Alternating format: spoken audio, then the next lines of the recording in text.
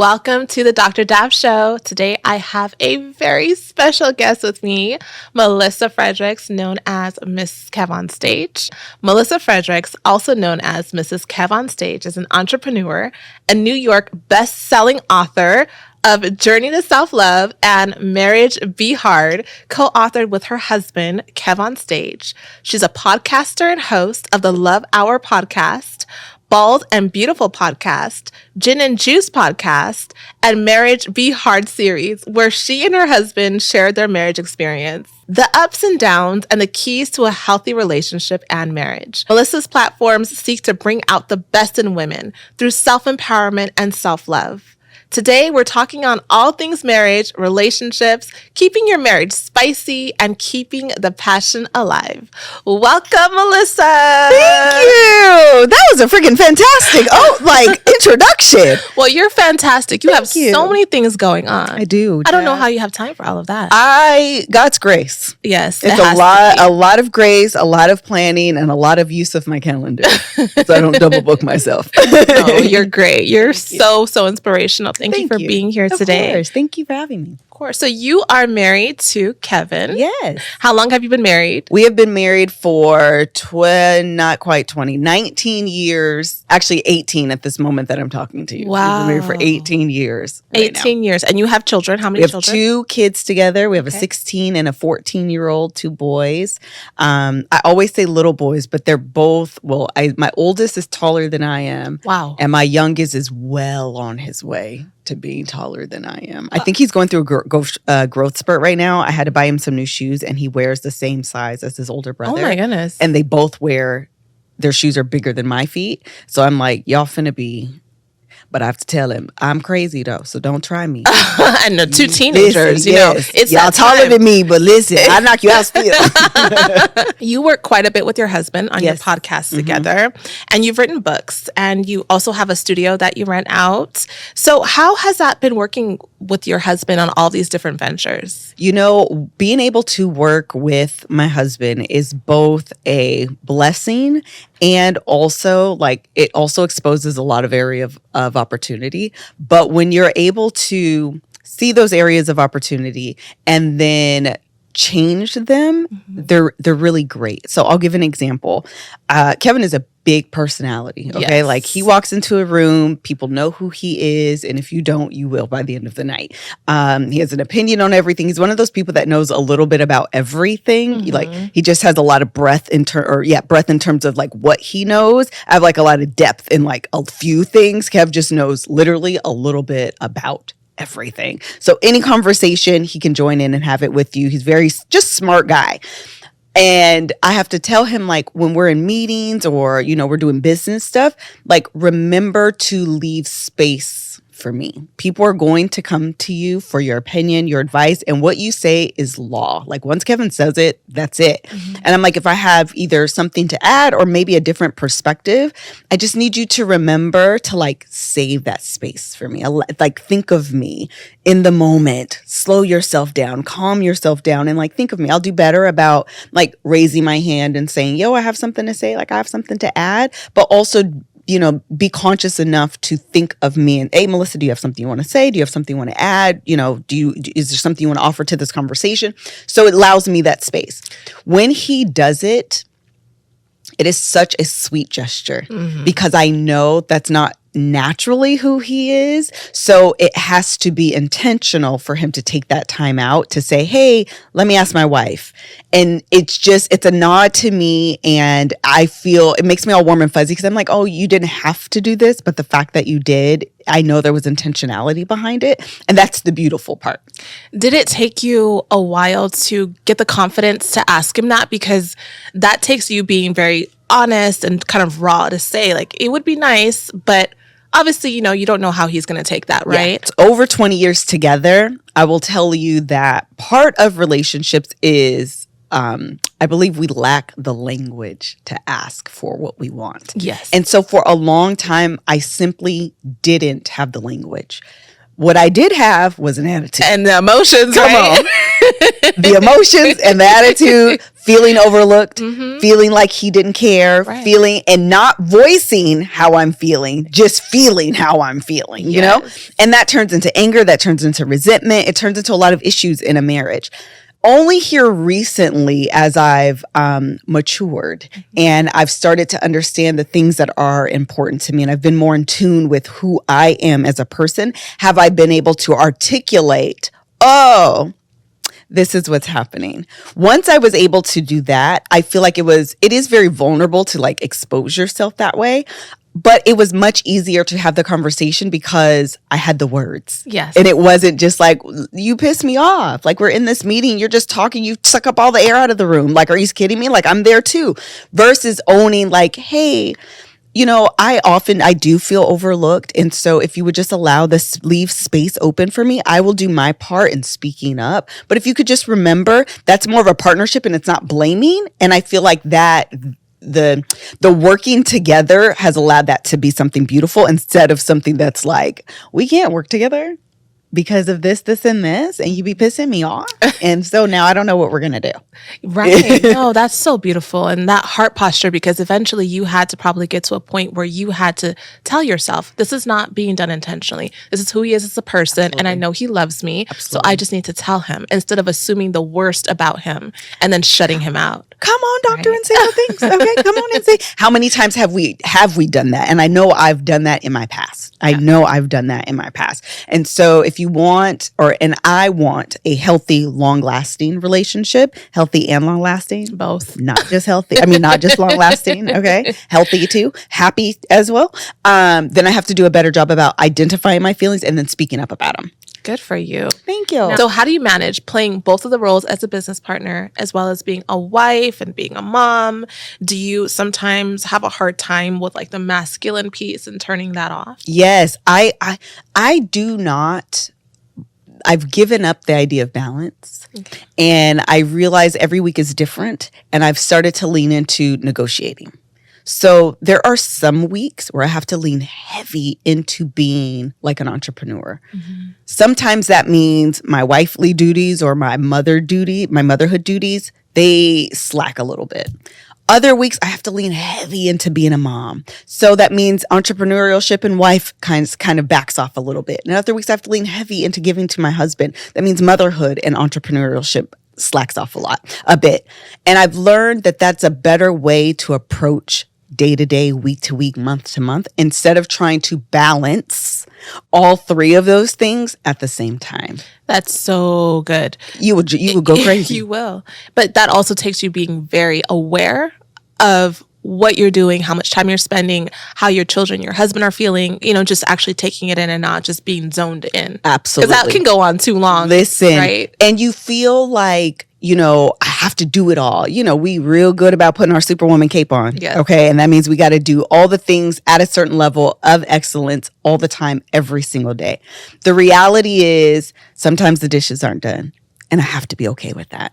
Sometimes I don't get up and cook breakfast for the kids in the morning. And I have to be okay with that. Sometimes the house isn't immaculate. And I have to be okay with that. And sometimes I didn't edit the video that I said I was going to edit. Sometimes I didn't shoot the video that I said. I've done that before. Not shot the video that I said I was going to shoot.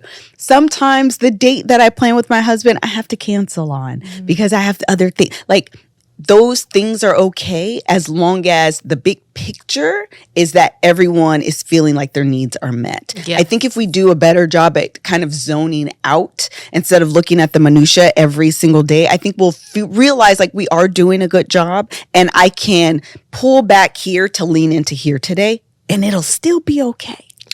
You heard that. It'll still be okay. How is it that being people who are business owners and who are in love and who are parents, how do you manage from keeping all of that stuff from intermingling with what happens at home? So that way you're not fully always focused on the business ventures and you can actually have time to talk about like normal stuff. Yeah.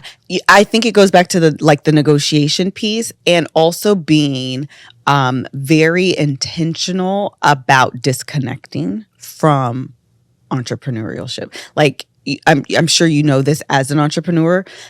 There is no off time. No. And on vacation, you're still a little bit working. There's still a little bit of things you have to do. You cannot completely turn it off. But there are times where you could say, for this date night, we are going to completely turn it off. We used to be really, really good about having dinner time as a family, and I didn't allow phones at the dinner table. Good. As my kids have gotten older and our lives have gotten busier, we've kind of gotten away from it. But here recently, I've been like, let's come down for dinner. Oh, you got away from having dinner together? Yes. Oh, okay. But I recently brought it back. Good. Let's have it all together. And my kids are old. I have a 16 and a 14-year-old. Like, my kids are not going to be here in my house every single day for much longer. Right. And I feel those pressures to like create as many memories with them as I can and cherish the time that I have with them while I have them 24/7. So I'm like, let's come down. Let's play a game. Let's do whatever. And you just have to be very... Can you completely turn off all the time from work? No. And I get that. Entrepreneurship is very, very demanding. Okay. You go to work a 9 to 5. Depending on your 9 to 5, at 5, you could be like, don't forget my name. Mm-hmm. Forget I exist until tomorrow at 9. Right. In entrepreneurship, you are the brand. Mm-hmm. So there is no real off, but you can spare 2 hours. You just have to decide, I can spare the 2 hours. So I've been more intentional here lately about saying I can spare this time to be with my husband and be with my kids and create those memories and those moments that I just simply won't get back. And as my brother-in-law passed in September. So sorry. Thank you. It has caused me to think. He was so young. Really? He had a lot going on, and clearly none of us, he didn't know that, this was what was going to happen. So I want to be sure that with the time I have, work isn't the only thing that I'm known for. I want to make sure that I have moments and memories with my kids and my husband, because that's far more long lasting than like the other stuff. Yes. In your interview with Sean Body, Kev talked about the different versions of Melissa, and he mentioned the version he dated and fell in love with was a very powerful woman. Then you got married, and you sort of shifted into maybe a timid version. Yes. Because you thought that that's what a wife was supposed to be, and now you transition back to more of the person that he fell in love with your own thoughts and ideas. The person I dated was very powerful, right? She wasn't even low-key trying to be my girlfriend in that way. Like, she was like, I got my own thing going on. When we got married, she like, well, this is what a woman does.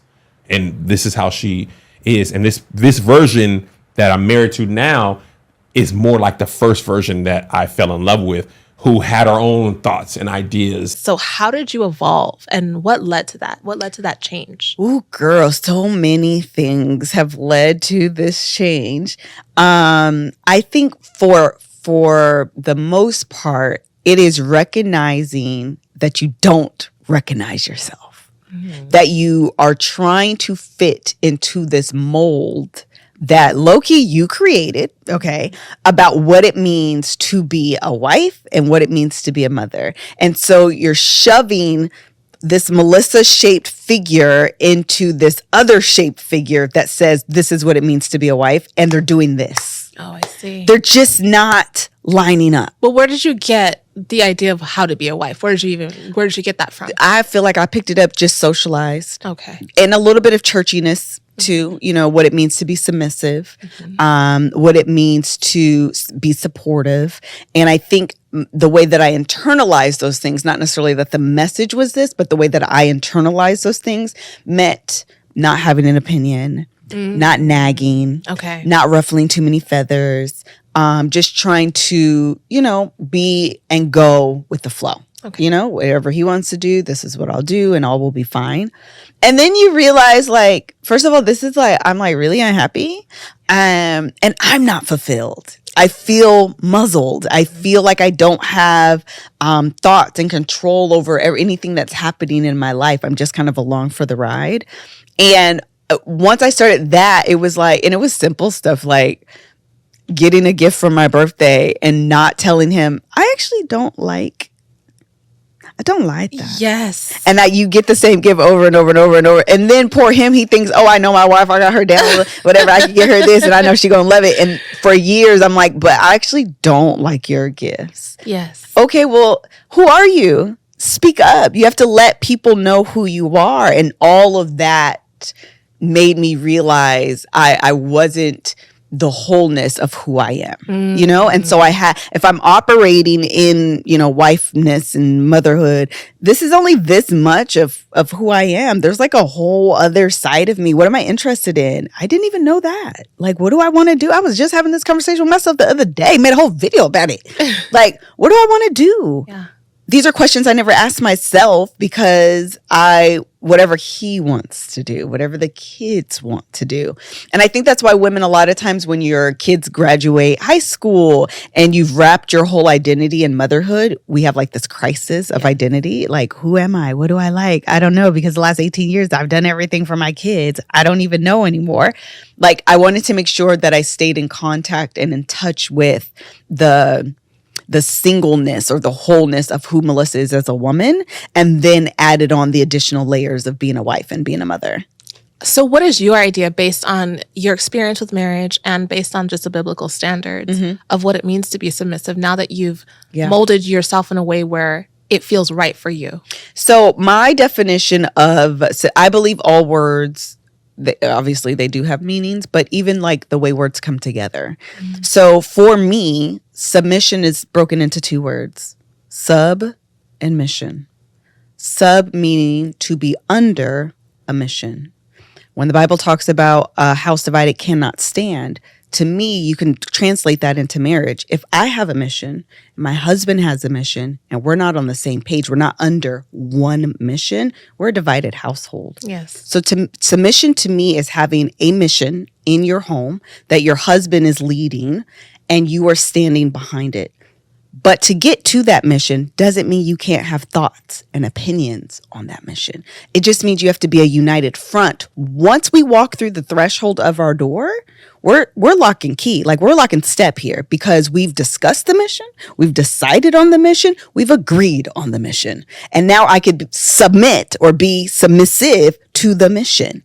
That's all it means. So when we're behind closed doors, let's talk about it. I have questions, I have opinions, I have thoughts. Sure. Let's work it out. It's all worked out. Great. 1, 2, 3, bet. Let's go out this door. And I'm right behind you. And I got your back because I know exactly we're finna turn left right here. And don't worry about it. I'm going to keep watch because I know you finna turn left. Otherwise, you turning left and I'm like, well, that's what I agree to. I'm going right. Right. And then you're out of balance. You're out of balance. You're exposed. You're not together. So that means people can come. Attacks can come. Yes. That's all of that happens because we are a house divided. Exactly. And when you talked about like going to the right or going to the left and being under, it's like when you have a stop sign, right? The mission is that you stop so that the other cars can go. Absolutely. But if you are not submitted, if you are not under the mission of that stop sign, you're going to just go through it. Straight through. And then there's an accident. So it's the same concept. We Absolutely. submit to things all day, every day. All the time. And I think if we did a better job of to me, I feel like the reason we have issues with submission is because we think it comes from like this authoritative state, like you must do what I want, this, da, da, da, da. And it can be collaborative. You can come to a mission collaboratively. Absolutely. And I can have input on it. To me, being submissive, actually, once that's done, it has to do with once we step outside, are we united? Once we step outside the threshold of our door, are we together? Can you ask me a question? I say the answer is black. You ask my husband, he says the answer is black. Or I say the answer is black, he says the answer is white. Right. Well, child, somebody was reading different handbooks. Where did you get your answer from? Because I had a different answer. We got to talk about this.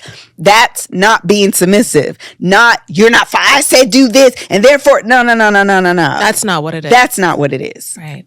And when you talked about like getting a gift and maybe not liking the gift, it's such a touchy territory. Oh, yeah. But honesty and openness is one of the key important factors in terms of having a marriage that lasts. And for you to be able to feel comfortable enough to let him know that this is not what I like, but I love the fact that you did it for me. This is what I like, because he wants to get you what you like. Yes. Right. And I think The reality is I have to put a lot of that blame on me because for years I didn't say what I liked. Yes. And so it gave him the confidence to believe he was getting me what I liked. So now years later, when I'm trying to rectify it, I feel like the bad guy and he feels like horrible. But if I said something you train people how to treat you. Exactly. Had I been more vocal earlier, we wouldn't be here today. And so in finding my voice, I do realize I have a lot of like retraining I have to do because I didn't allow the training to take place earlier. And training doesn't have to be like, my favorite color is purple. What's my favorite color? Good job. It doesn't have to be that. Right. It's simply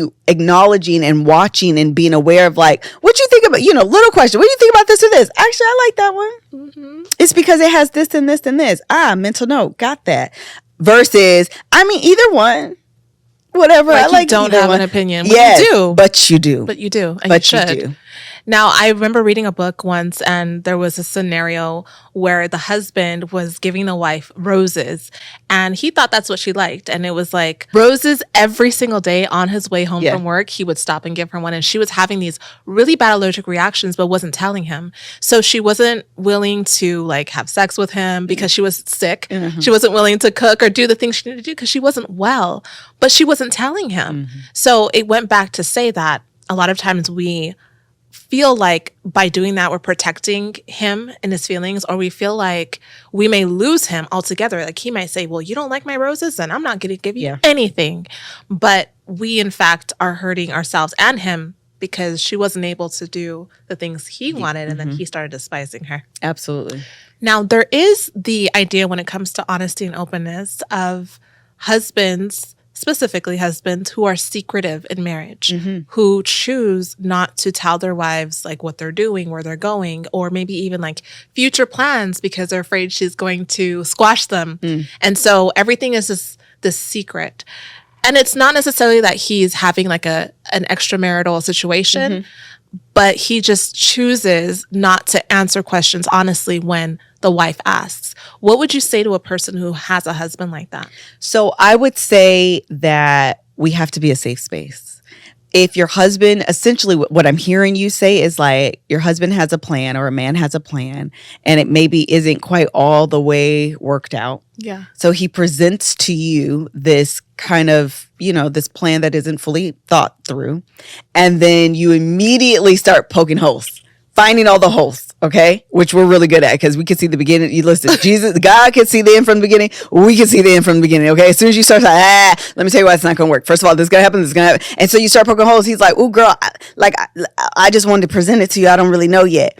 I think if we can, again, make it more collaborative and not come across like we're just trying to tear them down, and allow a thought to be a brainstorming thought. Allow a thought to be something we're just discussing instead, because ultimately you may make him, I'm assuming, feel stupid, inferior.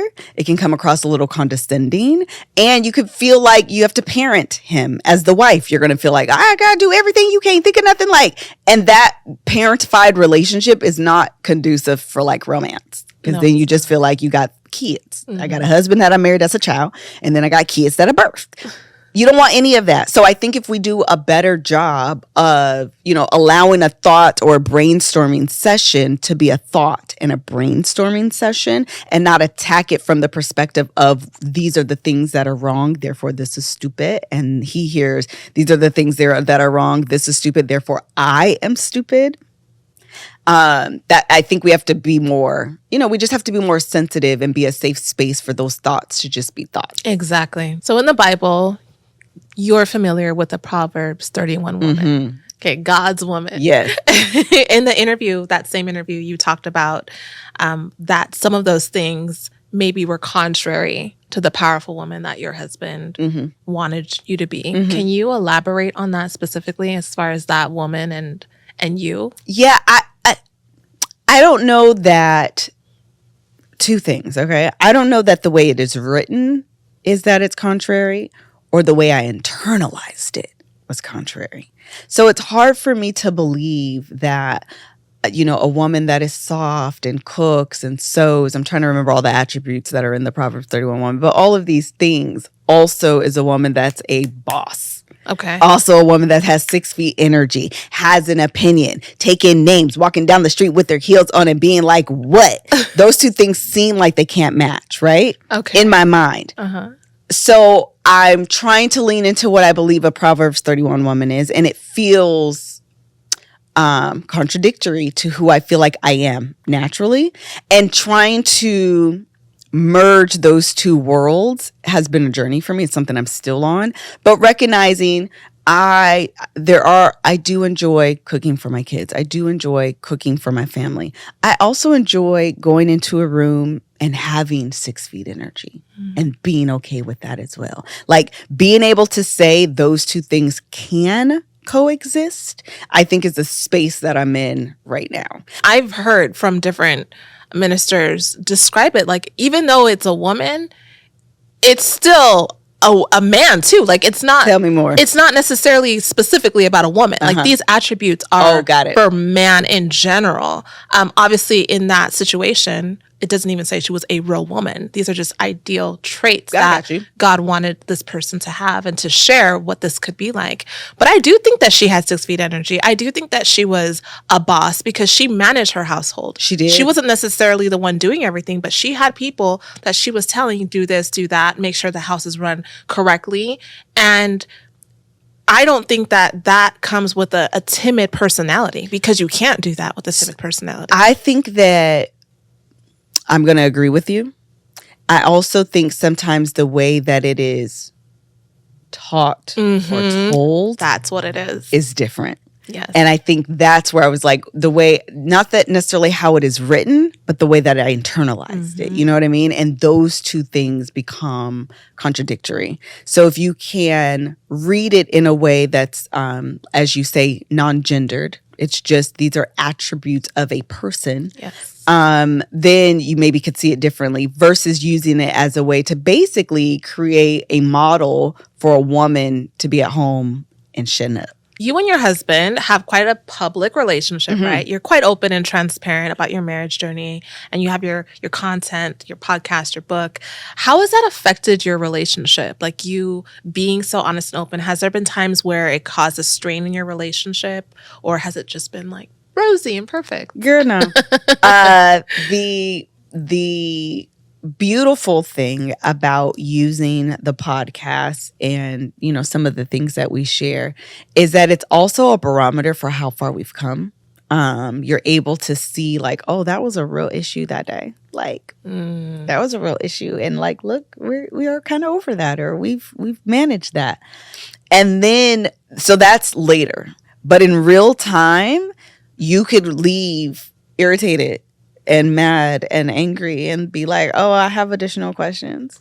Right. Because you might say something that he has never heard you say before. Absolutely. And then he come home and he's like, wait, what? You had a problem with that? I didn't even know that. Sometimes, and the thing about talking is that as you talk, things become really clear. And so you can have a conversation once with your partner behind closed doors, and then you get in front of people and you start talking and they're looking like, well, you did not say that 3 days ago when we had this discussion. Okay. And so now it's like, well, wait a minute. Yes, the conversation's over, but not between you and I, because you said this and you said this and you said this. I didn't know those things, and I do not like that. Do not say something in front of people that you did not say to me. Oh my God, it drives me insane. But I also realize, again, with talking and hearing different perspectives and opinions, it can help you formulate how you're feeling. But child, yeah, girl, that was not... It's not always that rosy. It's not always roses. In fact, it's more often than not roses. This episode of the Dr. Daf Show is sponsored by BetterHelp.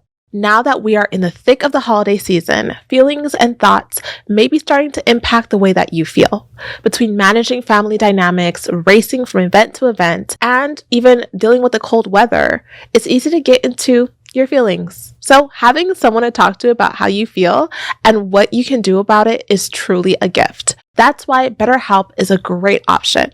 As the world's largest therapy service, BetterHelp has matched 3 million people with professionally licensed, vetted therapists and 100% online. Plus, it's affordable.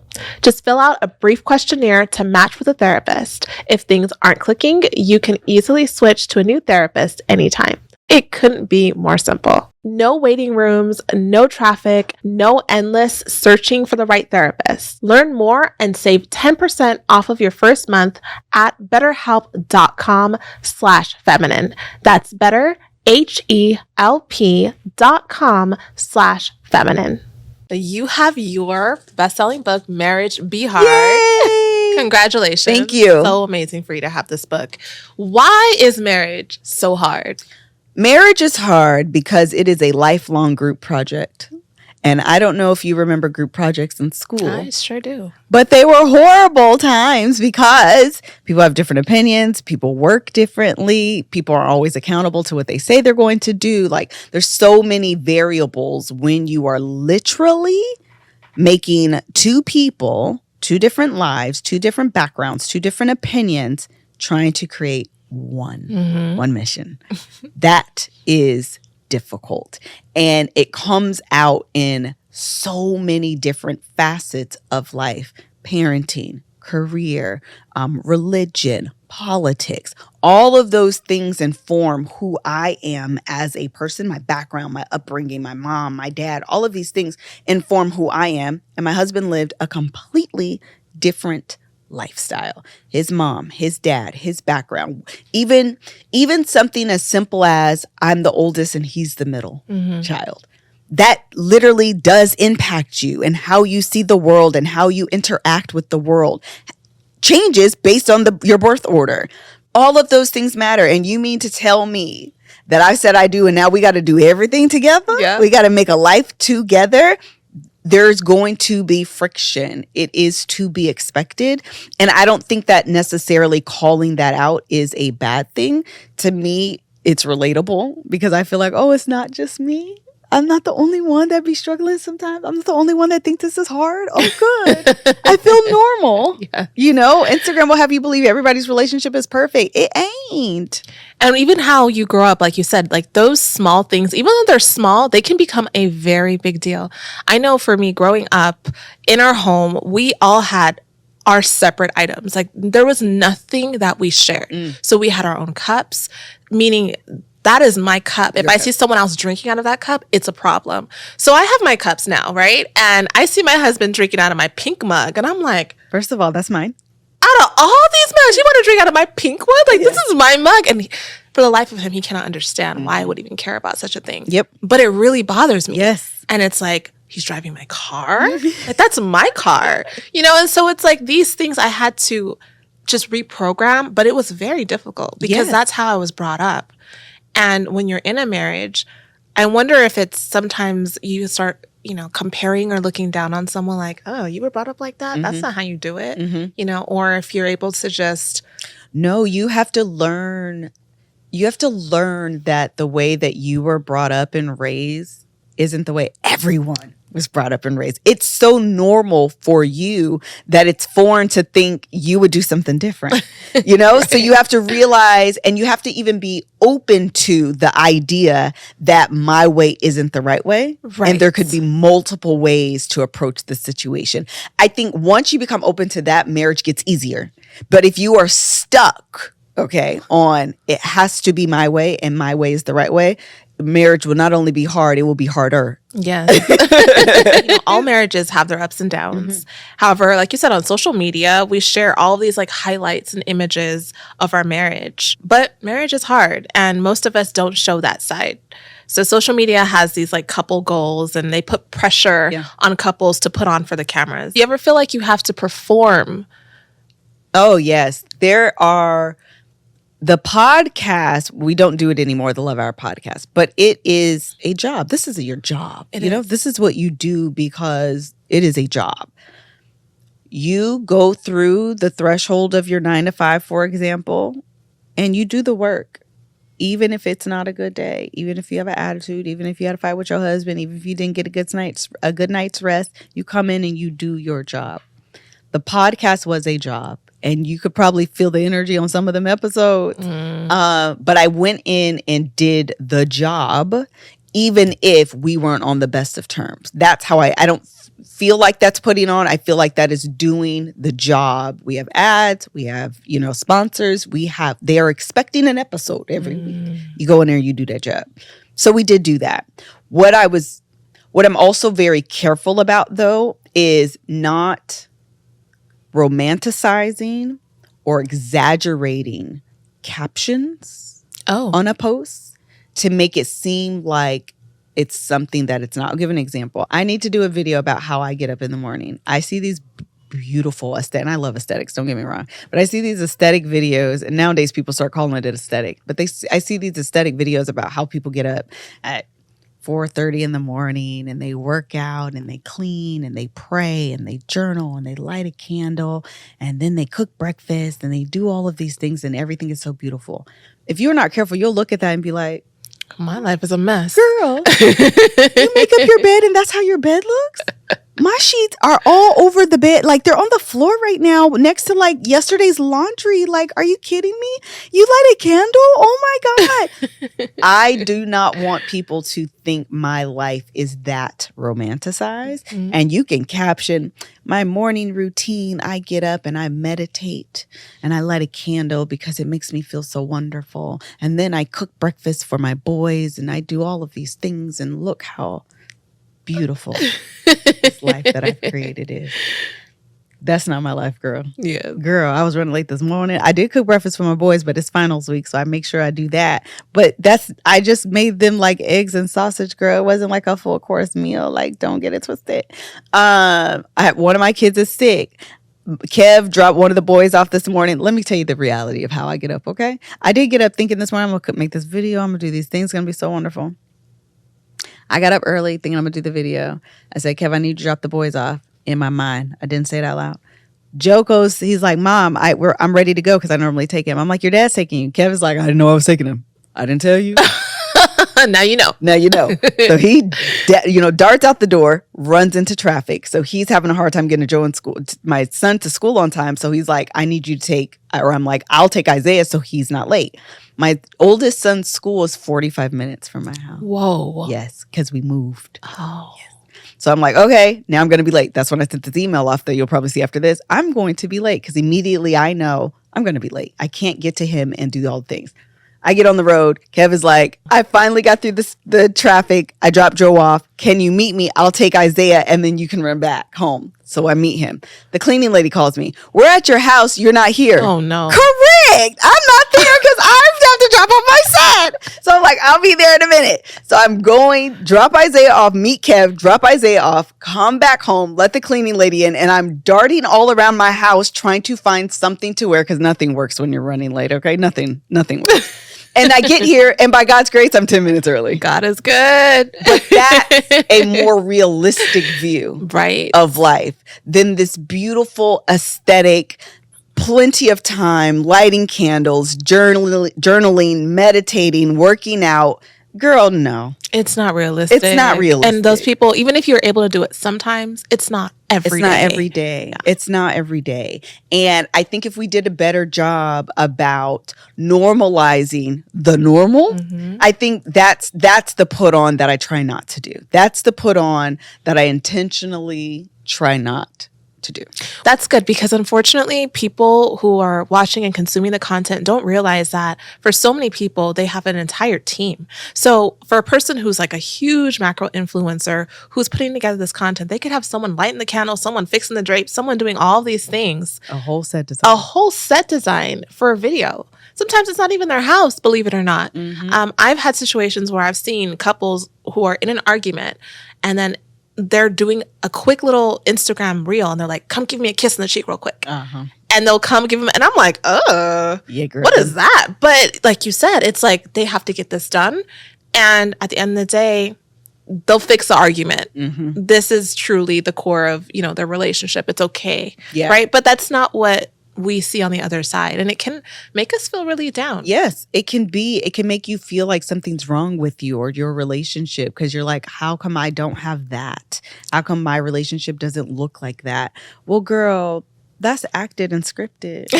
It's acted and scripted. So like, don't aspire to that. You know, it's no different than a sitcom. Like, Exactly. It's just merged over to social media. yeah, that's it. That's It's just all. merged over.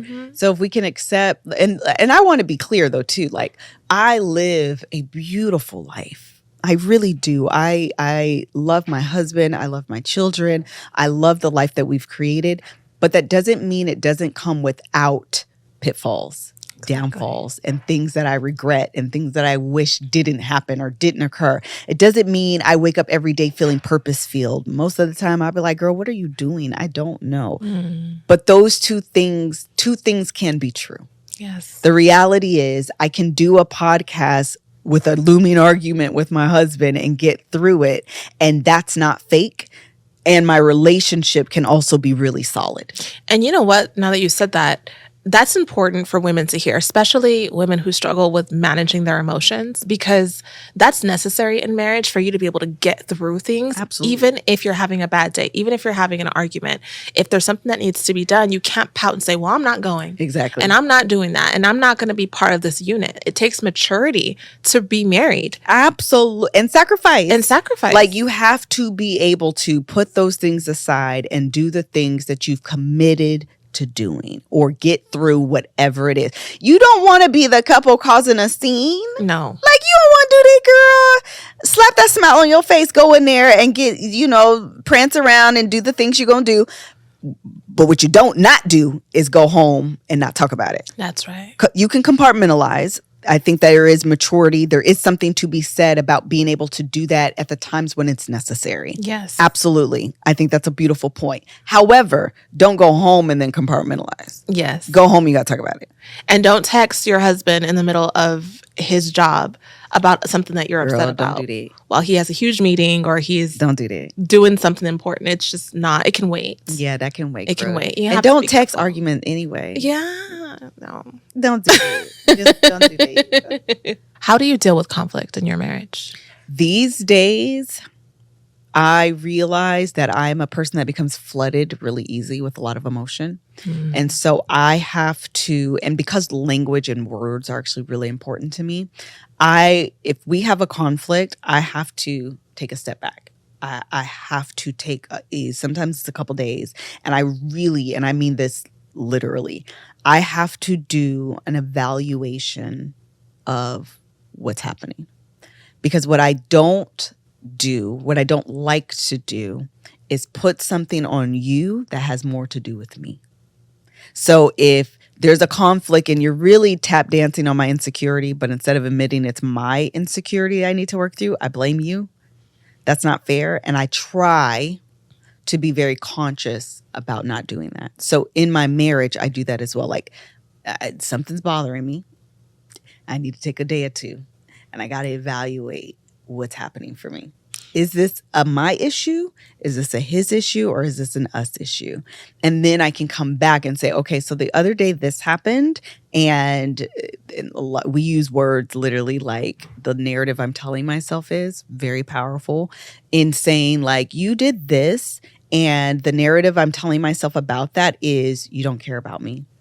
That you didn't see me, that I was, those are triggers for me, that I didn't matter. My opinion didn't matter to you. Mm-hmm. And he's able to say, no, this is this and this. So I can check myself. Mm-hmm. And I know that's my insecurity. It's a very sensitive insecurity. And if I can say, oh, that's a me issue, but I want to at least tell him like, this is the narrative, that this is what happened for me, then he can correct it in a way like, no, that girl, that ain't happened at all. Like, this is what was going on. I'm like, say, oh, okay, good. And we can move on, That's good. But you do have to definitely be very self-aware to be able to do that. Was that self-awareness something that came through therapy? Oh, yes. Okay. So you think therapy is important? Absolutely. Therapy, podcasts, books like Marriage Be Hard. Because I just enjoy self-work. I really do. I'm very much like tell me all the things so I can work on it. Like, that's just I'm how like I that am. too. So I'm the same way. I have a love-hate relationship with it, though. Really? Yes. The love that I have, I love growth. Okay. So I love to be able to have this conversation. And like, I mean this like no exaggeration. Like, these are literal, like, it drives my husband crazy, actually, because he's like, I want to talk about it right now. And I'm like, I'm not ready to talk about it because I don't want emotion to overtake me. And now I'm blaming you and yelling and, all of these things. And I don't really mean it. Like, I got to take some time out. He can't stand it. So like, I literally do that.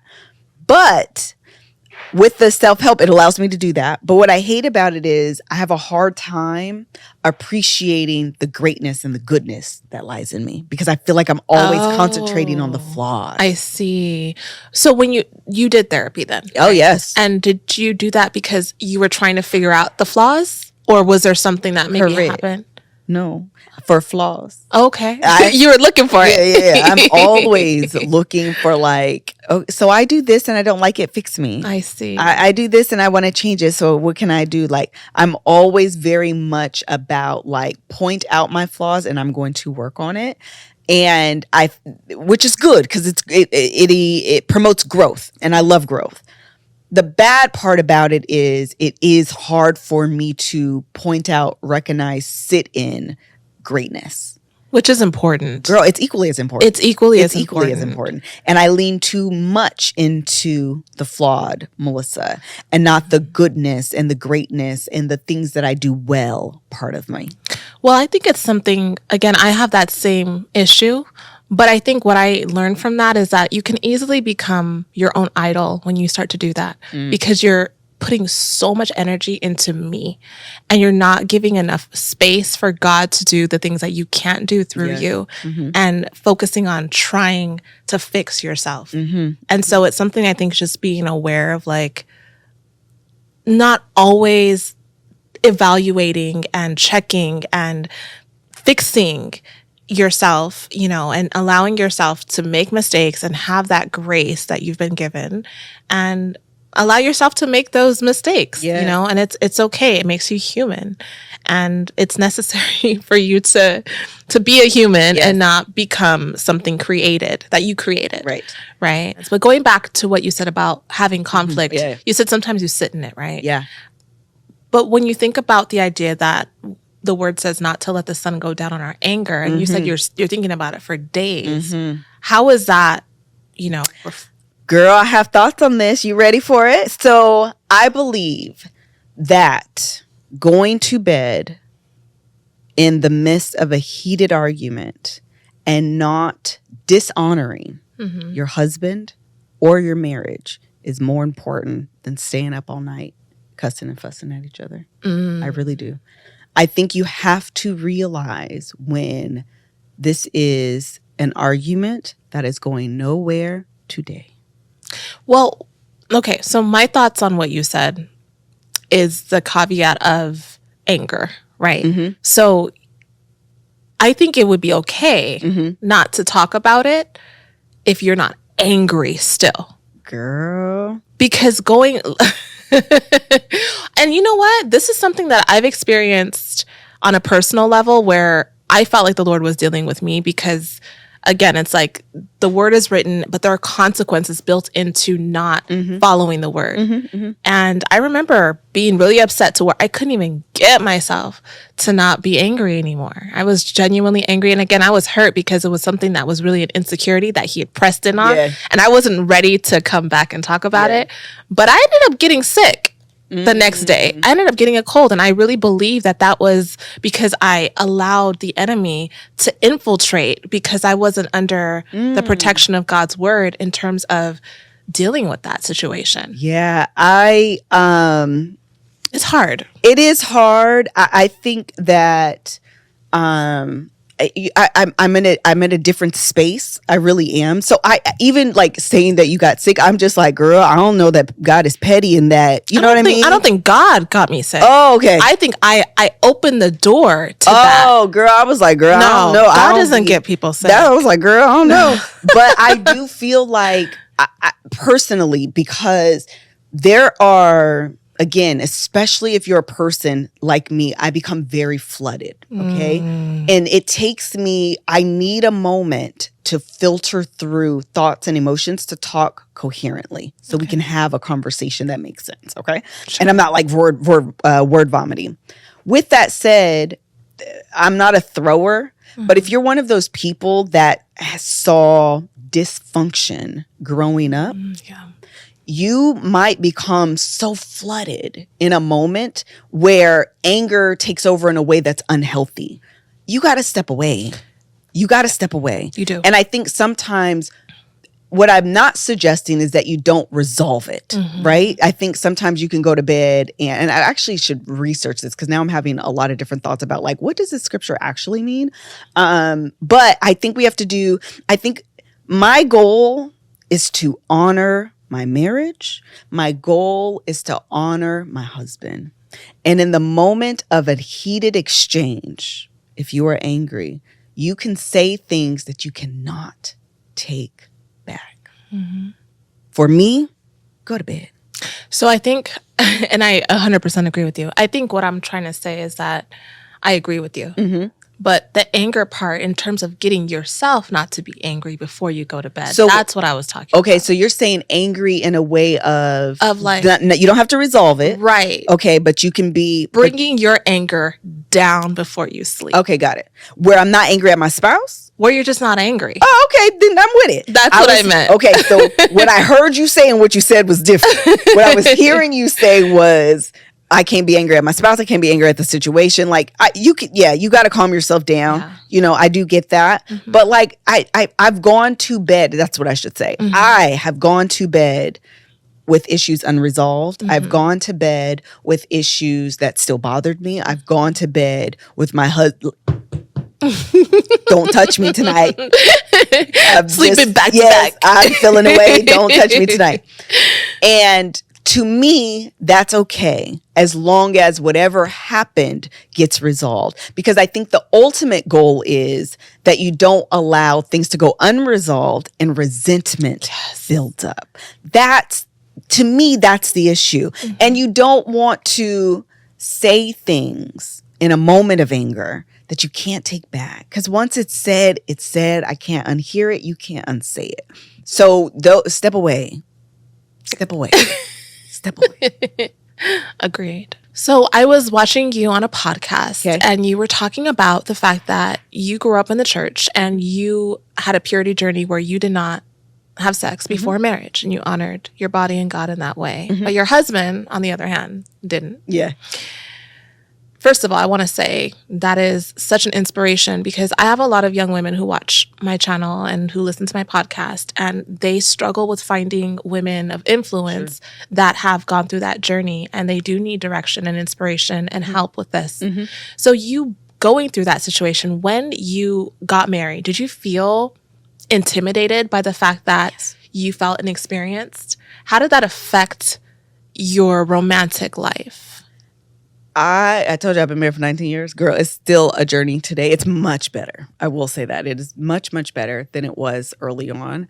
The impact was, again, I want to be very, and this is why I use words like the way I internalized it versus the way that it's written, because I want to be clear that sometimes I think people misinterpret God. And we teach God wrong. And then as people, once you come into like a different revelation, you want to be mad at God, but it's not God. You know what I mean? So I want to be clear. And I want to actually add on to that people don't mean harm in what they're teaching you. They also just don't know better. So all of that to say, the way that the purity culture, the way I internalized it, okay, not necessarily how it was taught or what God meant, the way my personal internalization, how it was interpreted to me, was that sex itself became a sin, not sex outside of marriage. Oh, you're not the only one, by the way. Yes. Because there are so many women who even struggle to have sex at all with their husband. Correct. Because they've been I don't want to use the word brainwash, but they're so I use the word brainwash. I'm going to tell you why I use the word brainwash, because my definition, not Webster's, my definition of brainwash is being confronted with the truth and holding on to the lie. So once you know, like, girl, you're married and God said this is okay, but you can still hold on to the lie that says sex is a sin, you were brainwashed a little bit. It's a little bit of brainwashing. And unfortunately, your mind and your body work together. So if your mind believes that you're doing something wrong, your body cannot accept him.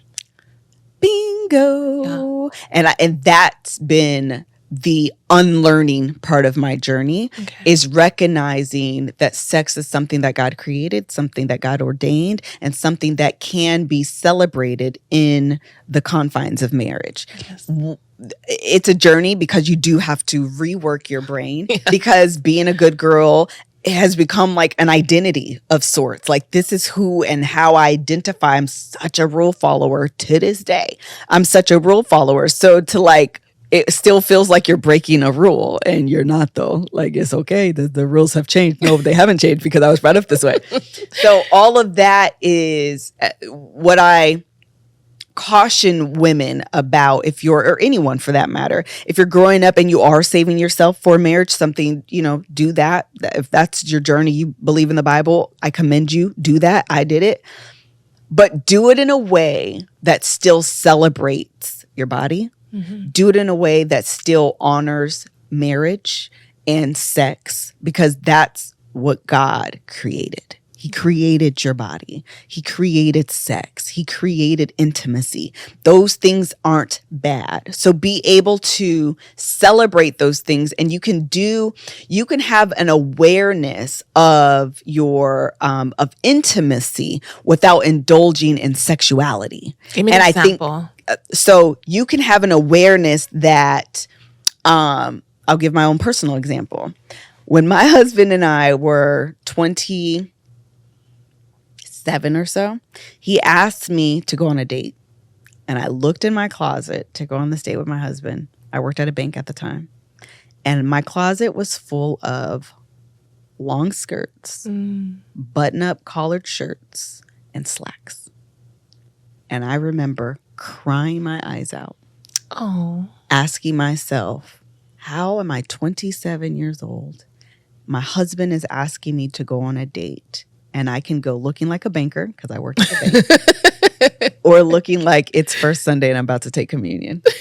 And I remember bawling my eyes. I was so sad. And it started my journey of my sex me over journey, is actually what I called it, of recognizing and embracing sexuality. That doesn't mean that I have to dress tight, but I also during this time bought a pair of thigh-high or knee-high boots, because I didn't own a pair at the time, because to me, they were sexy. Okay. And I didn't identify as sexy. Okay. I can feel, beyond feeling cute or pretty, you can feel sexy. I like this whole sex me over thing. Come on. So cute. So how do you feel sexy? What do you do to Girl, make yourself the shoulder. It's a small thing. It's a small things for me. Boots. Listen, let me show y'all my boots. Yeah. It's Denisha. Yeah. Girl, zoom in. A good pair of boots makes me feel sexy. Sometimes something as simple as perfume makes me feel sexy. Yes. A good red lip. Girl, something about it does something for me. A big pair of earrings. I love a good pair of earrings. Leather. Getting your nails done. Getting my nails done. I think y'all getting my nail. There's so many things. And for me at 27, nails I didn't do. Leather, girl, please, never in a million years. High boots, no, absolutely not.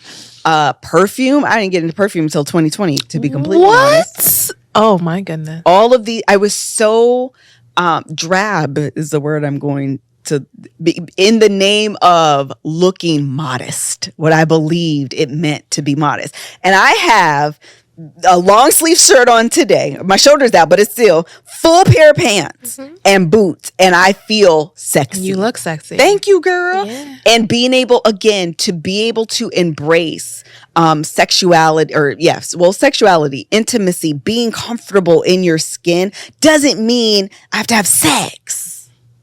You're right. And I have a podcast where I talked about sensuality. This is the better word. Yes, because I think that's what you're really hitting It's on. 100% the better word. Sensuality, sexuality. Thank you very much. I love it. Continue down your path.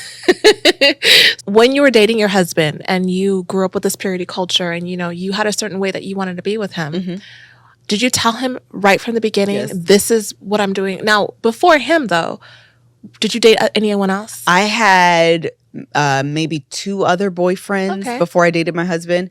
And the very first guy that I dated, first of all, we didn't go to the same school. We didn't have driver's license. We literally saw each other at church. So like nothing was happening. Okay. We low-key was like, this is so dumb. Like, I can see you like when the district meeting, like this is very dumb. So that didn't work, obviously. Second boyfriend I had was at the same school. Kev actually knows this guy. We were just talking about him like 3 days ago because we'd be making fun of each other, but regardless. And that didn't work because he was not on the same page as me. Okay. Even now, I'm like, I don't know why I dated this dude. He literally was not about nothing I was about in terms of education, in terms of, how I felt with my walk with Christ, in terms of where we were going in life. Like none of the things lined up. I don't know why I dated this dude. So that didn't work. And then there was Kevin. And because I was a good girl. I still am, really, at the heart of who I am. I'm still a good girl. There wasn't really a question about it. Like, he just kind of pretty much knew. Kevin was also a church boy. He just didn't always do right. But at his heart, he's also a church boy. So he was really attracted to that. It really wasn't. And actually, I don't even know if he would say it started to bother him until after we were married. He may not say that, but it started to bother me because I realized, this has consumed so much of who I am. I wasn't embracing sensuality. And at the time I'm married, or sexuality, That's true. A lot of our women, a lot of young girls ask about that when they're dating. They feel like they don't know how to bring up the conversation of, I'm choosing not to have sex until marriage. They don't know. And they feel like if they say that, or if they're already in a relationship and they've made this decision, they've given their heart and their life to Christ, how to bring that up. Because there's so much fear that that's going to stop whoever they're dating from dating them. 2 things. Number one, I have a hard time offering my advice because I was also 16.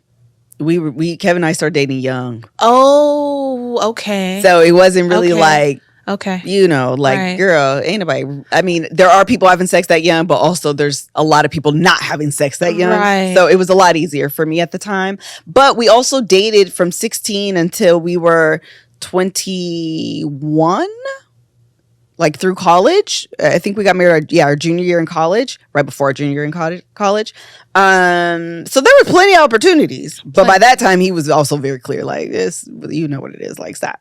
But I would say this. If you are going back to my second boyfriend, try. I know it's hard. I'm going to give the best advice I can. Also understand I wasn't single for a long time in my 20s at all, actually. But this is advice I would give.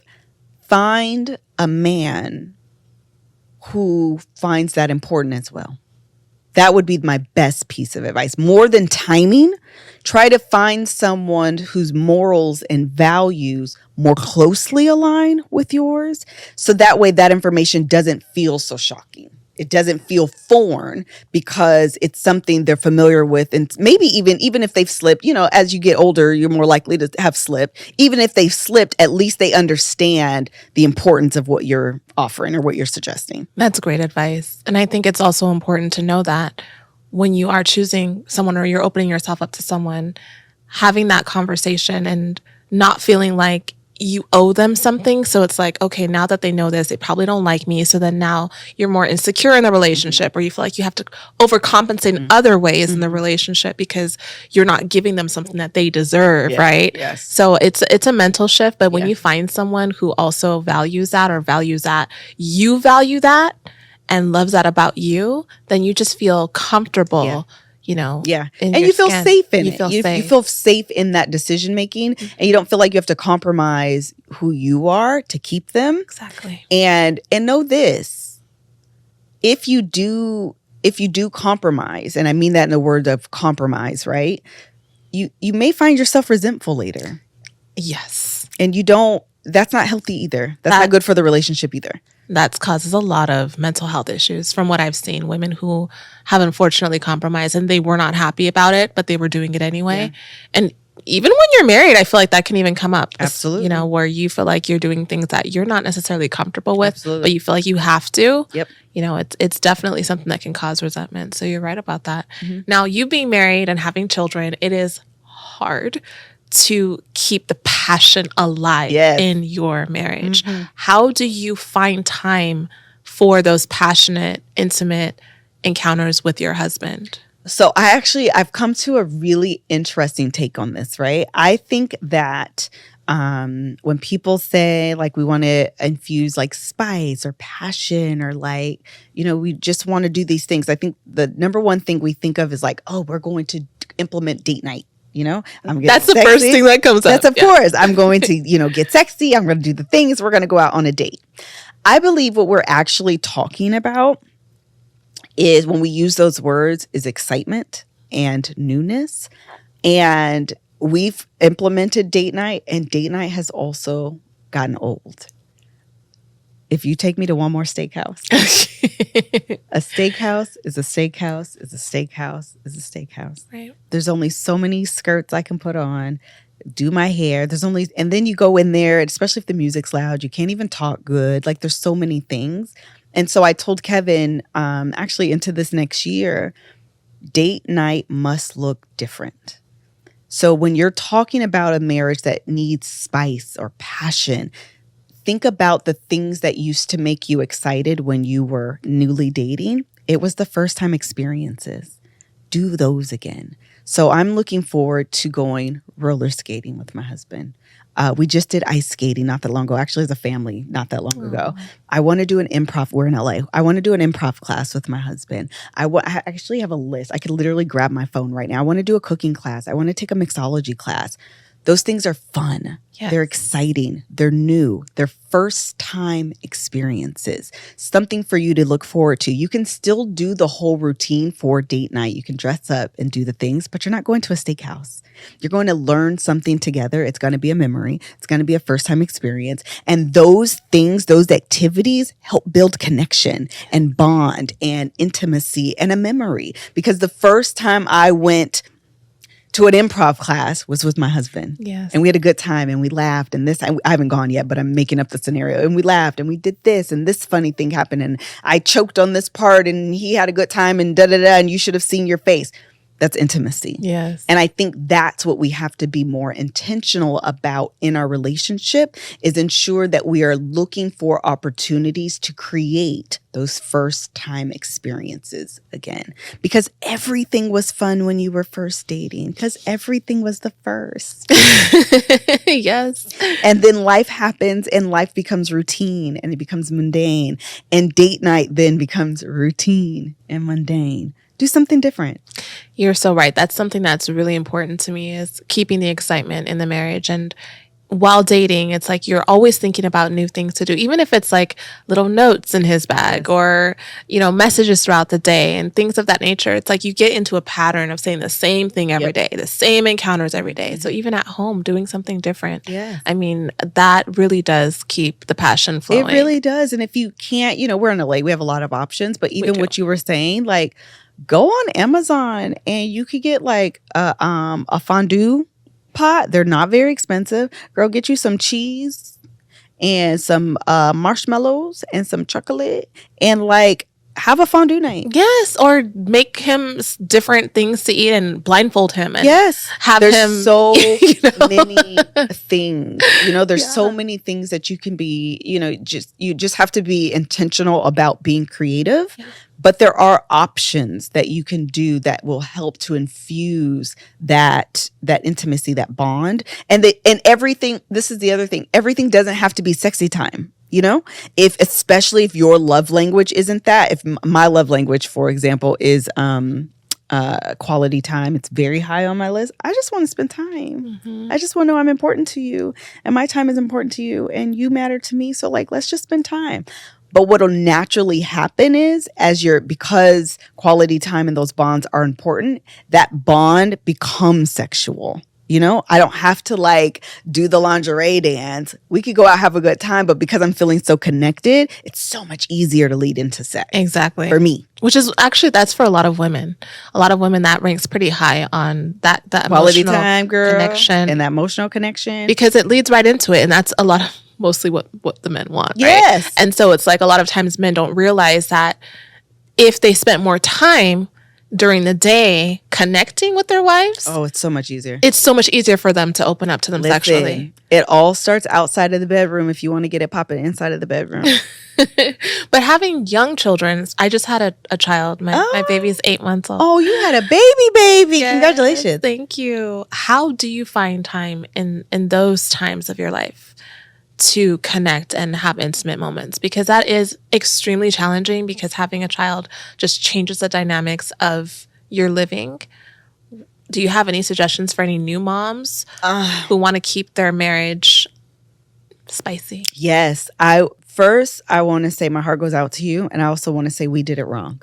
Okay. I want to readily admit that one of my favorite chapters in the Marriage Be Hard book is Parenting Be Hard, because it gave us the revelation in real time of writing the book that we had did it wrong. We thought we did it right. We didn't. We did it wrong.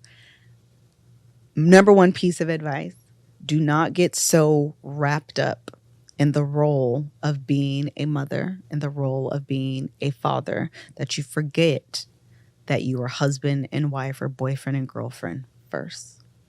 Hire a babysitter.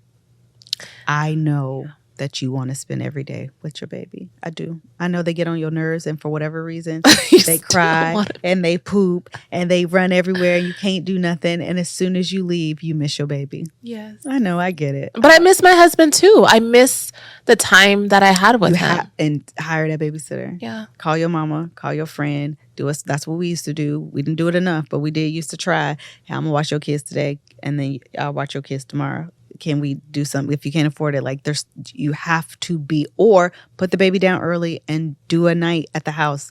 You have to be intentional about making sure that connection between you and your partner stays strong. Because if you don't, you will get in a routine. I'm telling you, this is what we realized in our book. You will get in a routine of mother and daddy. Your kids will get old. They will leave the house, and you will be looking at a stranger. And that's when a lot of people end up getting divorced. That's when a lot of people end up getting divorced. It's like, yeah, that's where your identity was tied in. I don't know who you are. You don't know who I am, because I've been mother for 18 years and you've been whatever you've been doing for 18 years. You have to be intentional. And it really does have to start then. Hire that babysitter. That baby gonna be all right. I promise you, that baby gonna be all right. That baby gonna be all right. So Melissa, I just got married last year, and I know that we talked about keeping your marriage spicy and exciting, and excitement has been really important to me. And just keeping those dopamine levels, that level of connectivity sharp and strong. But there's also that piece of that emotional connectivity, which really does help create deposits in our partners. Absolutely. So what are some ways that you think as a wife we can make some emotional deposits in our husband? Because men need that too. Absolutely. I would say, I'm sure all of us have read, and if you haven't, I highly recommend at least taking the test of the 5 love languages. Stays on the New York Times bestsellers list. Like, it's like a 20-year-old book or something like that. 25-year-old book. Me and my husband didn't even know that until we made the New York Times bestsellers list, and we were like, wait, how old is this book? Like, it's so old. So anyway, understanding what their love languages. The reality is, my husband can tell me how to show up as a good wife for him. I can't tell you how to show up as a good wife for your husband. Exactly. He has to tell you that. Exactly. So taking those tests, recognizing and knowing where his love language is and leaning into that. My husband, I don't know why God did this. I'm not a physical touch girl at all. Okay, I don't like it. It's not me, who I am as a person. Okay, I won't give you a hug. Girl, I don't mind hugs, but like, I'd be like, okay, enough. Bye. My husband is such a physical touch person and words of affirmation. Okay.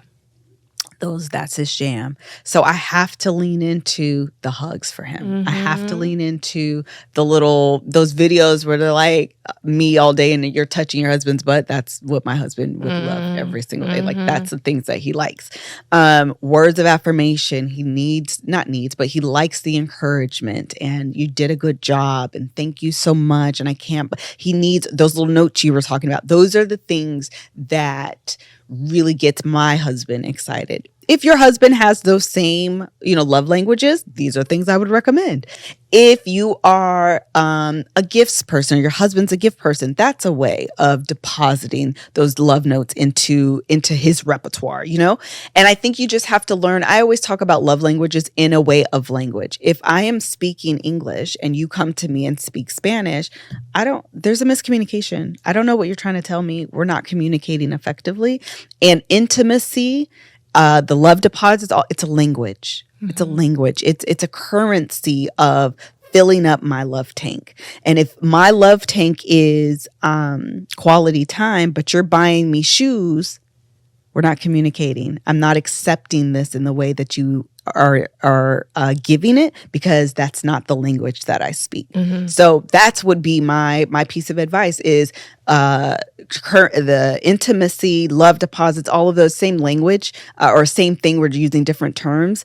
Understand the currency of this men and women, understand the currency of your partner and make sure you're speaking to them in that currency. Exactly. Because it's like, I'll take the shoes, but I'm still upset because you didn't spend time with me and today. Listen, and low key, I'll be like, I could buy my own shoes. I can't get your time. That's right. But that's because time is important to me. Right. For some people, I could buy the shoes, but I also want you to buy the shoes. And that's the thing, And a lot of times women will say that their love language is all of them. They can't even rank it. What I think that's great. The love languages. What I think is an additional step that people can take as married couple is having an actual inventory. Like when my husband and I got married, I actually wrote down the different roles of a wife or things that I thought were important to him by observing him. And I asked him to rank it. What's more important to you? A good meal, time together doing something, going on a date, sex, keeping the house clean. Yeah. I want you to rank it. So I know when you're looking around like, what? This place looking crazy. That wasn't high on your list as having some good jollof rice. Right. So I think that agree. helps too. And I also recognizing too that, listen, I do get when a lot of people say all the love languages are like, I need all of them. I do get that. But as seasons change, sometimes one will become more important. When you have young kids, acts of service might be more important to you. Because help me clean this house. I can't watch this infant child and cook and clean. I can't do it all. Pick up something. I don't care what. Pick up something. And be open to that as well, that they change and there are ebbs and there are flows, and that is also really important. Like, don't think because you've taken the test, I've taken the test, and that's what it is forever. Although I will be honest in saying from the time I took the test, and I took that test probably 15 years ago, we took it very early on in our marriage, mine have remained consistent. Quality time and except acts of service is probably a little bit lower, but quality time is my currency. Yeah, usually it doesn't change. Yeah, that's my currency. That is just what's important to me all the time across relationships. That's what it is. But I also took it, and my kids were 4 and 6, so they weren't as young, So again, be aware that as the things change in your life, your needs may change, which makes that change. And then once your kids are grown and out of the house and you're in a different season of life, you take it again and you realize, all the time it has been this, but it just wasn't as important because my kids were young and my house was a mess. And I think it's important not to be judgmental of your husband if he does not meet those things naturally, because sometimes people will see their husband and they'll compare it to their father or their sister's husband. And it's like, I don't know, let's say you're your husband doesn't take your car to go get washed and put gas in your tank. Mine. That's my husband. My daddy did. My daddy did. My daddy had did that for me, but my husband, he don't do that.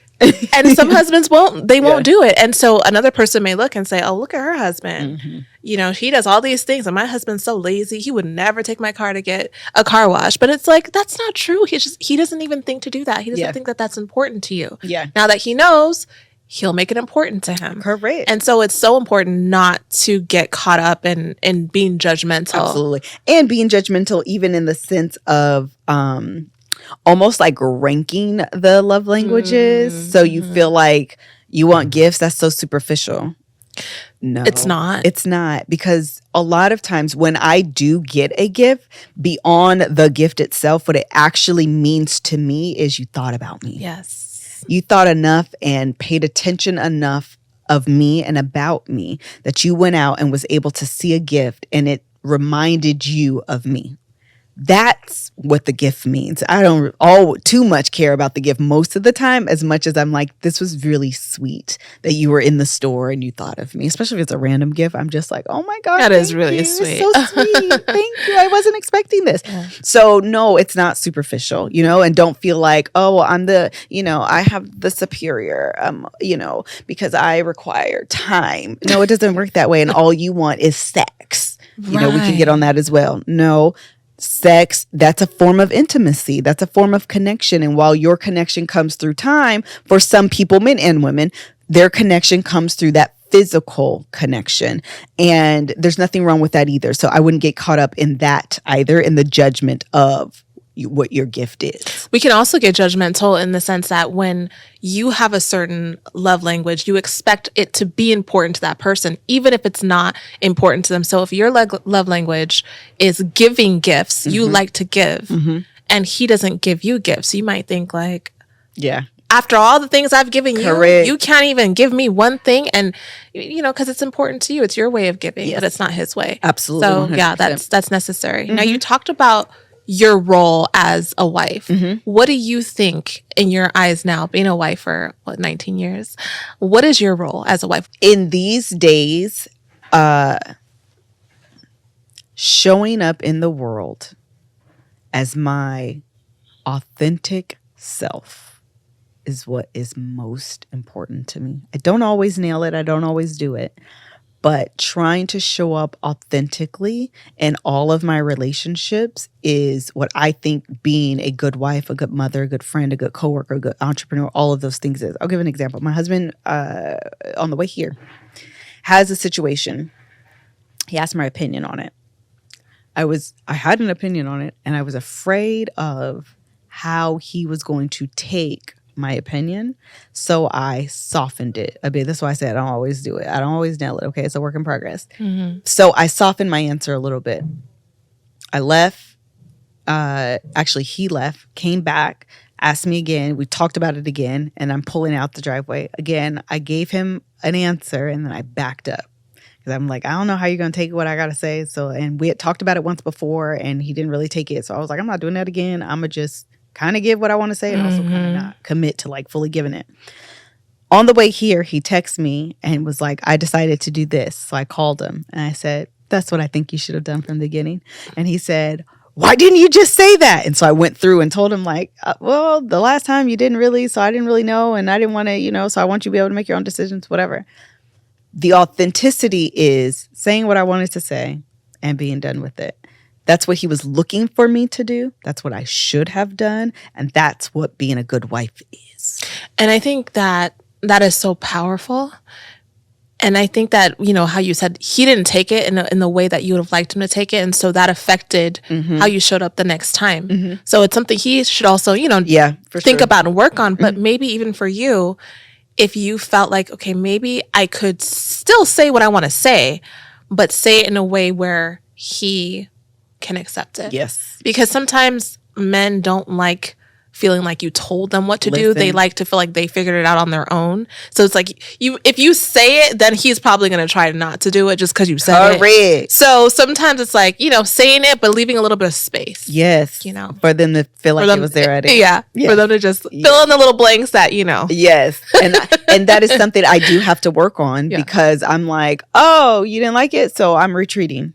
I'm retreating all the way back. Like, you ain't got to worry about me. I'm not going to say it twice. Okay. You ain't hurt my feelings 2 times.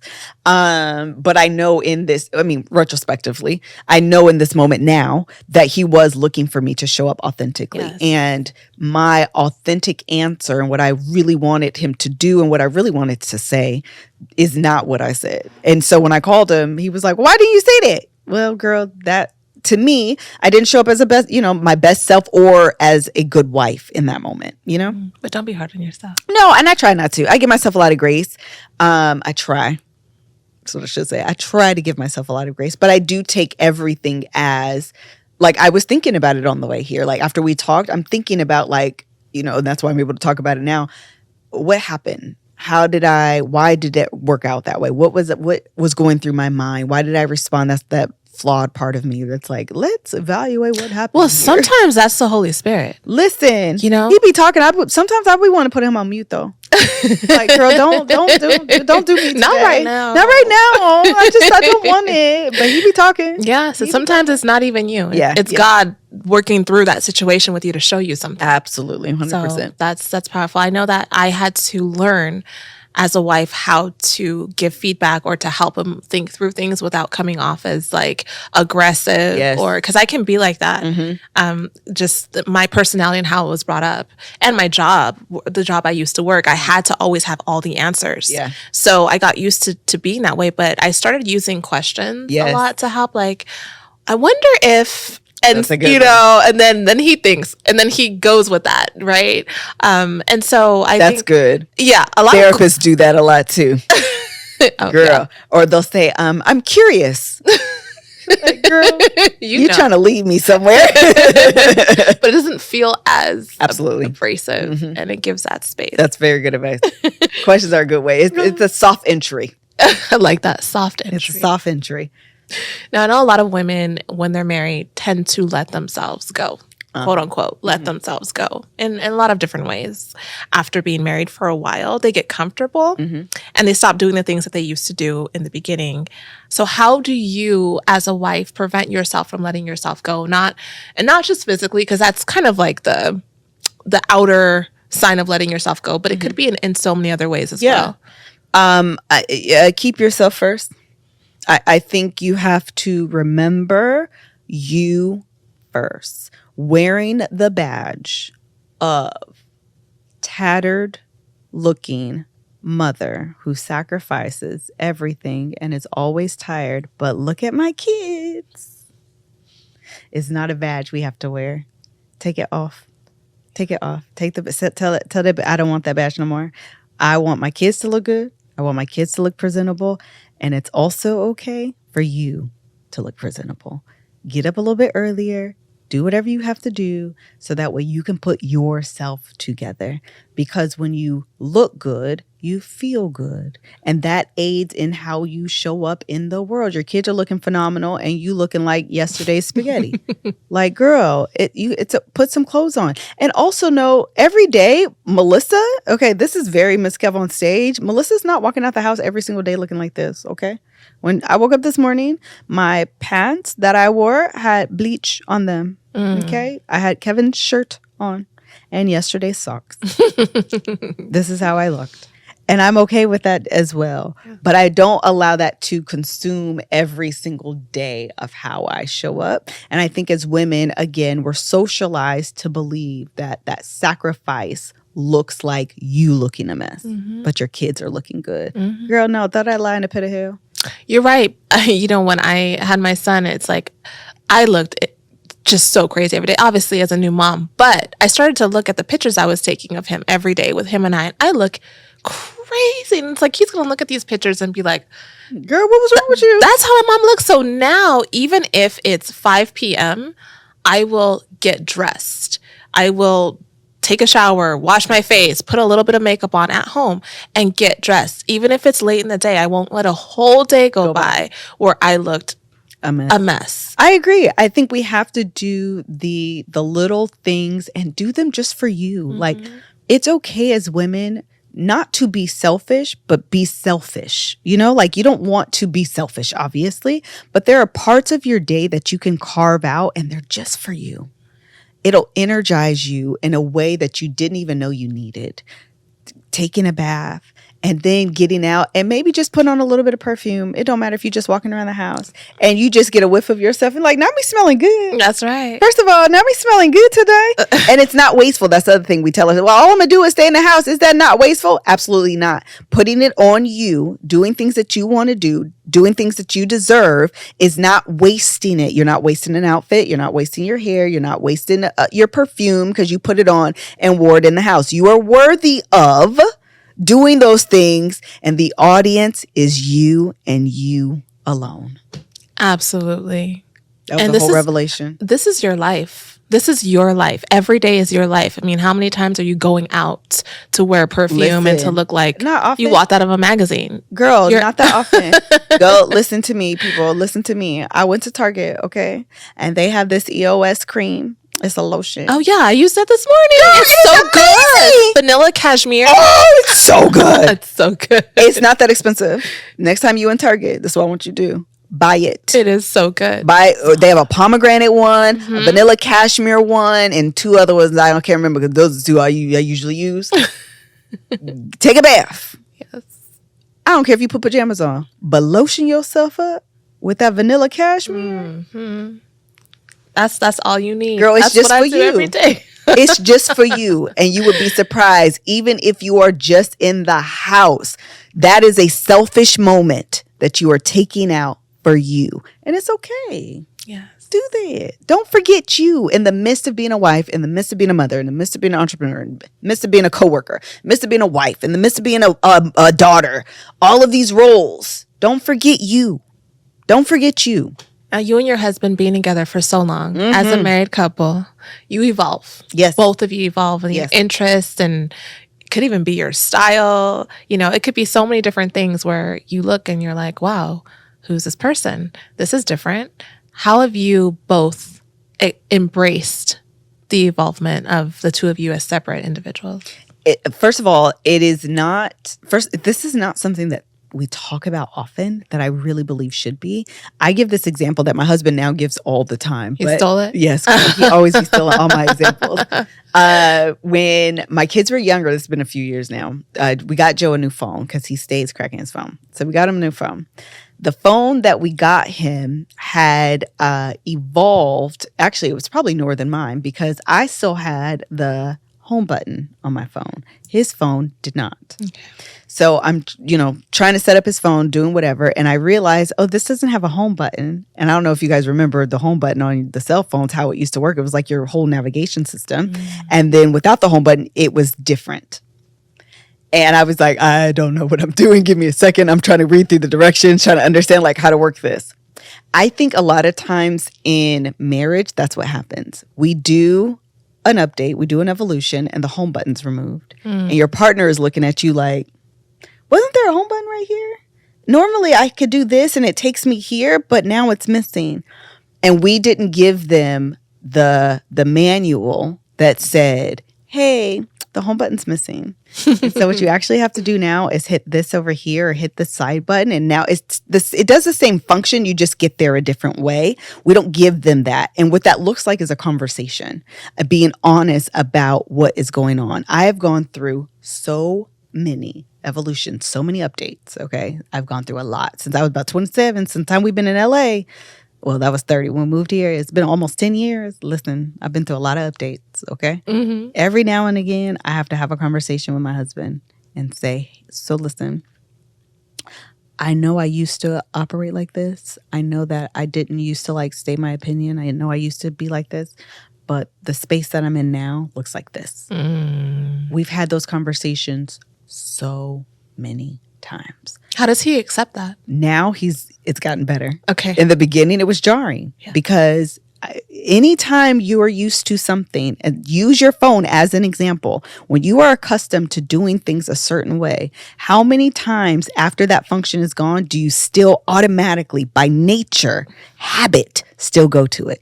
Yeah. I mean, you have to rewire your brain. Rewire and be very intentional about remembering, oh, this is different. I can't do that again. It's not going to work the same. You know, it's so funny because, like I said, I have a baby at home, and my husband always says every time like he does something new, it's like, whoa, you had a new update. You had a software update. We didn't approve the software update. Listen. So he'll try to tickle him and he won't laugh. And he's like, he used to laugh yesterday. And it's like, nope, he had an update. It doesn't make him laugh anymore. Listen, and we do that. Yeah. And I think if we're not careful about having the conversations about the evolution and things that are changing, things that make you tick, things that don't make you tick, things that make you happy, your dreams, your goals, if you're not on the same page with your partner, if we're not careful, your paths will do this. And when couples look at each other and they're citing irreconcilable differences and I don't know who you are anymore, and you see a couple who's married for 40, 50 years and they're getting divorced and you're like, how?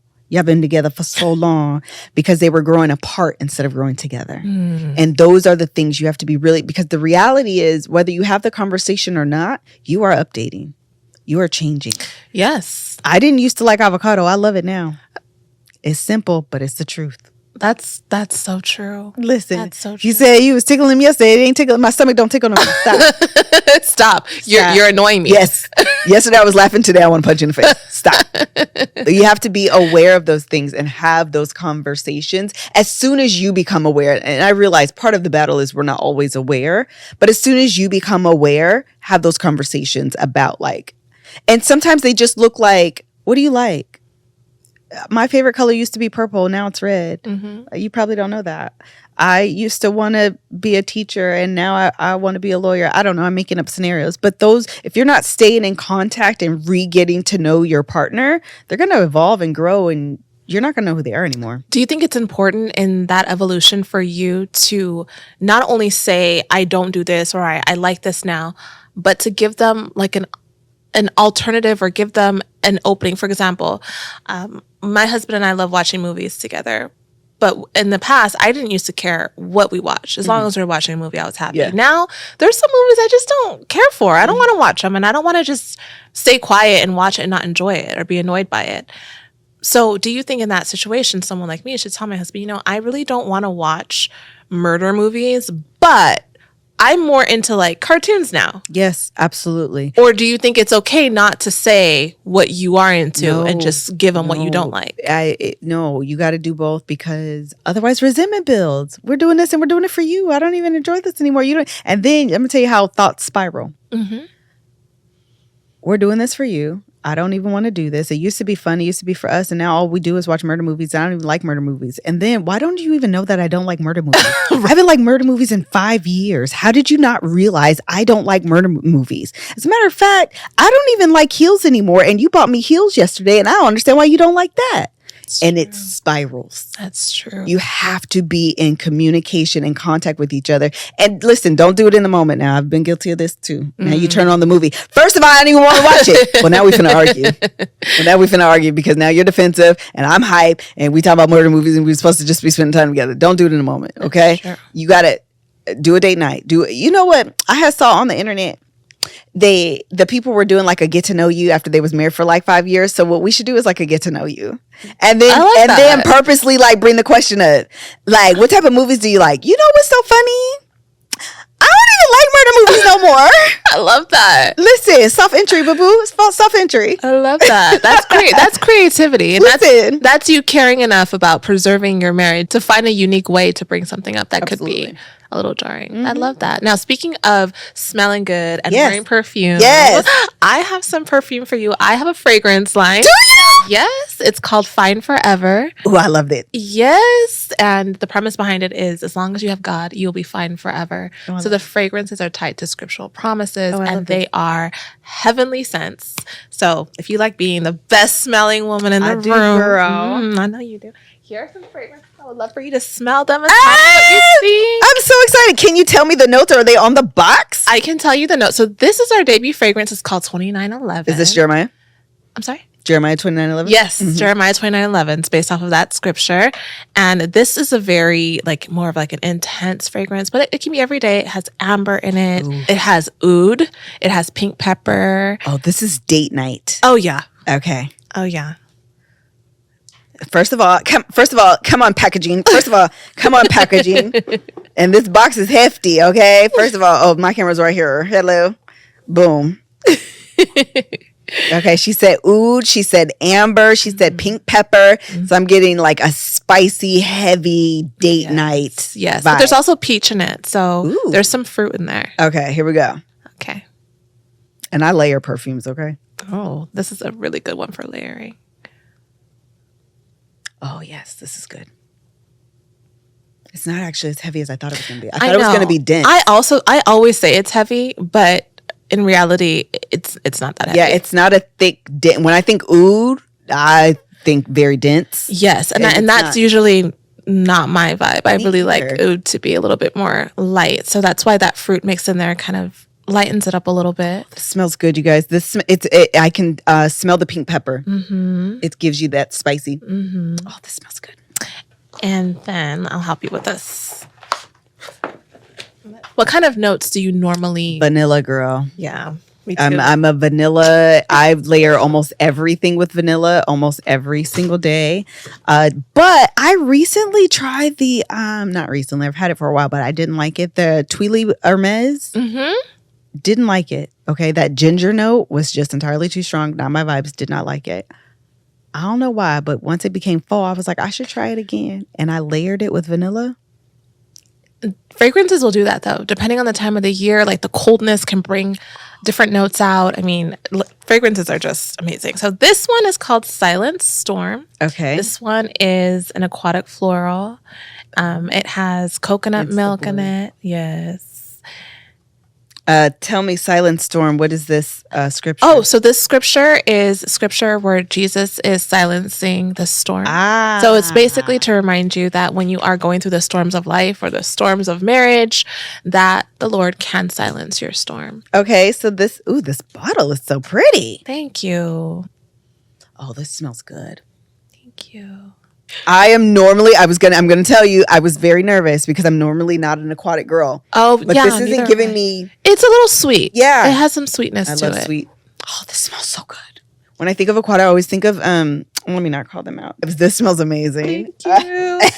This one is called Mustard Seed. Okay, we know this one. We know this one. Faith the size. Yes. Okay. This one's actually really nice in the winter. It's one of those fragrances that, I don't know, the cold air just brings out the warmth in it. Okay.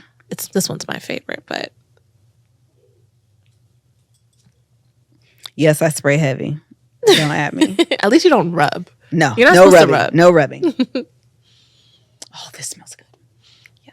So I'm a vanilla girl too, but I wanted the fragrances that I created to be a little bit different. Because vanilla's everywhere. It's everywhere. So I wanted it to just be a little bit more unique, and I have an appreciation for all of these.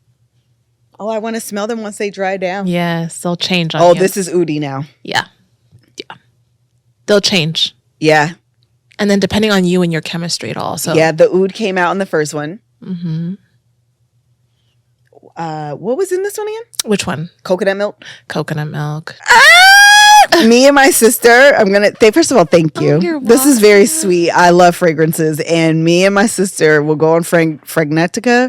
Yes. And look up all the notes. Girl, we are such I'm nerds. such a nerd too. Yeah, I love doing that. Me too. That's why I was like, where? I notes? want to know because I'm trying to learn like what I actually enjoy. Good. And so that's why I'm like, tell me what's in here so I can smell it.